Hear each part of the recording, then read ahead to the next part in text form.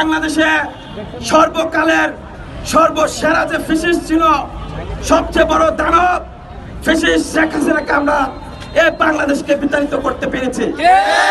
এখানে আবারও বলতে চাই, আমাদের মধ্যে যখন অনৈক্য দেখা দিয়েছে, তখনই আমাদের জুলাই যোদ্ধা, আমাদের মহান বিপ্লবী নেতা শহীদ উসমান হাদিকে তারা গুলি করেছে।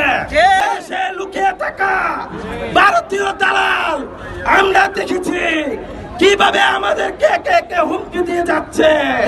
আমাদের সহযোদ্ধা উসমান হাদিকে তারা হত্যা করেছে, তারা আমাদেরকে এখনো হত্যার হুমকি দিয়ে যাচ্ছে।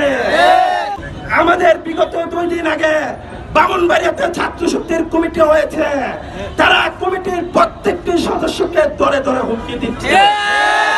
এই হুমকি দামকি দিয়ে আমাদেরকে দামিয়ে রাখতে পারবে না।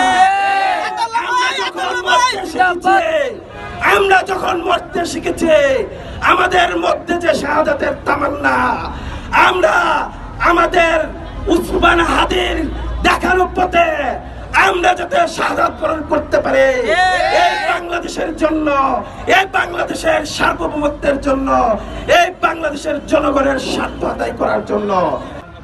শহীদ উসমান হাদিকে গুলি করে হত্যা করেছে। যতক্ষণ পর্যন্ত প্রশাসনের লোক শ্রদ্ধা হবে, যতক্ষণ পর্যন্ত উকিলরা শ্রদ্ধা হবে, ততক্ষণ পর্যন্ত পুরো খুনের বিচার হবে না।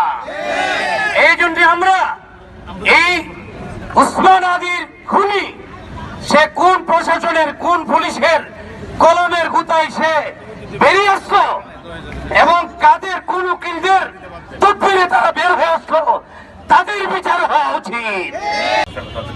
বিধানের মাধ্যমে আল্লাহ দৃষ্টান্ত স্থাপন করুন। আল্লাহ আমাদের দেশের জন্য যে আগ্রহী ছিল, তাই আল্লাহ জুলাই যোদ্ধা সহ ওনারা যারা দুনিয়া থেকে চলে গেছে এবং যারা এখনো বেঁচে আছে, আল্লাহ তাদেরকে